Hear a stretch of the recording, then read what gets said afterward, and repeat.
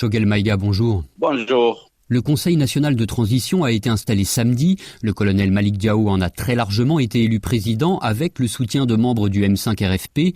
Aujourd'hui, quelle est la position officielle du M5 RFP par rapport à ce Conseil ? Ce Conseil a été installé dans l'illégalité totale, en violant la charte de la transition, en violant les décrets qui instituent composition et clé de répartition du Conseil national de transition, qui était d'ailleurs contesté en son temps par le M5, mais on passe sur ça. Même ces textes ont été violés parce que c'est dit clairement que ce sont les entités qui désignent leurs représentants. Il n'est pas prévu de représentation individuelle. Or, ce qui s'est passé, c'est que les entités n'ont pas envoyé de nom. Les militaires ont appelé les personnes une à une. On ne sait pas ce qui s'est passé entre eux. Est-ce qu'ils les ont convaincus? Est-ce qu'ils les ont menacés? Dans ces conditions, on ne peut pas parler de large victoire. Mais lorsque vous choisissez vous-même des gens sur des bases illégitimes, illégales, pour les mettre dans une salle, mais qu'est-ce qu'ils vont faire que de voter pour vous? Et quelle est la position du M5 vis-à-vis de ceux de ses membres qui ont décidé, malgré cela, de siéger au CNT? Le M5 va rendre public dans les jours à venir un document intitulé « Notre vision de la transition ».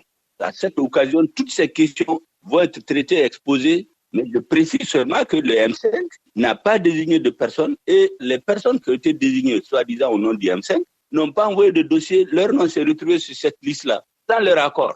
Mais certains ont quand même décidé de siéger au CNT. Est-ce qu'ils seront exclus du M5 ? Ça, c'est un autre débat. Nous allons discuter avec eux et nous déciderons de la conduite à tenir. Ce n'est pas un peu difficile à comprendre pour vos concitoyens que le M5 ne participe pas au Conseil alors que plusieurs de ses membres y siègent ? Ce que les populations ne comprennent pas surtout, c'est la façon des militaires d'accaparer tous les leviers du pouvoir. Ce que la population ne comprend pas, c'est le fait que des gens qui ont manifesté publiquement contre le changement se trouvent aujourd'hui presque majoritairement dans le CNT. Donc le peuple a tout compris. Les décisions individuelles ne peuvent pas engager une collectivité, mais chez vous en France, lorsque Macron a pris le pouvoir, il a pris des gens de la droite pour faire des ministres. Est-ce qu'un jour seulement on a accusé la droite d'avoir des gens autour de Macron pour être ministre? Oui, mais ceux-là ont quitté leur ancien parti pour rallier celui d'Emmanuel Macron. Est-ce que ceux qui siègent au CNT ne doivent pas quitter le M5 ? Nous ne demanderons rien, c'est une décision personnelle. Vous avez évoqué la possibilité d'attaquer en justice la régularité de la procédure de désignation des membres du Conseil national de transition.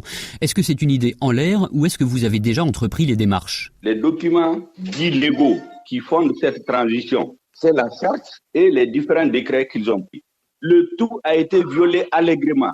Des personnes ont été individuellement appelées à Kati, dans le camp militaire ou dans le bureau du vice-président. Et ils ont été nommés. Le bon sens voudrait qu'on l'attaque. Maintenant, on a fait une déclaration qui a annoncé nos intentions. Nous aurons eu des réunions de concertation pour définir de façon globale notre stratégie pour imposer les changements pour lesquels les Maliens se sont battus. Ça peut aussi passer par de nouvelles manifestations dans les rues ? Je ne saurais le dire aujourd'hui sans une décision collective. Mais est-ce que vous avez encore la même capacité de mobilisation qu'avant le coup d'État ? Le temps nous le montrera. Avant les premières mobilisations, la presse nous a posé la même question. Et moi, je pense que les Maliens sont dans de bonnes dispositions. Je suis certain que les Maliens trouveront les formes appropriées pour exprimer leur mécontentement. Il faut aller au-delà, aller vers toutes les forces vives qui ne sont pas d'accord avec la confiscation du processus du changement, qui ne sont pas d'accord avec le hold-up qui est exercé aujourd'hui sur les institutions de la transition.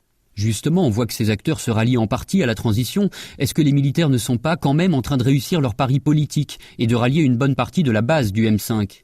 Mais vous savez, dans une lutte politique, on ne va jamais jusqu'au bout tous ensemble. Et puis de toute façon, ceux qui ont fait le choix d'aller dès à ce stade-là avec les militaires, c'est un choix que je respecte. Je pense qu'ils sont dans l'erreur, mais c'est à eux d'assumer leur choix. C'est là que je suis convaincu que les Maliens comprennent très bien que ce qui est en train de se passer n'est pas ce pourquoi ils se sont mobilisés. Vous dénoncez la militarisation de la transition et de l'administration malienne. Qu'est-ce que vous craignez ?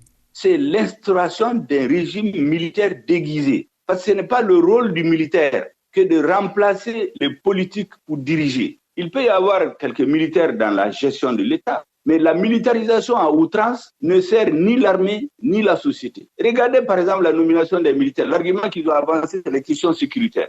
Mais si c'était ça, pourquoi on nomme pas un militaire à Menaka ? Pourquoi pas un militaire à Kidal ? Pourquoi un militaire à Bougouni où il n'y a aucun problème ? Donc ça ne peut pas marcher. On peut tricher avec tout le peuple une partie du temps, mais on ne peut pas tromper tous les Maliens tout le temps. Ça va s'arrêter un jour ou l'autre. Shogel Maïga, merci.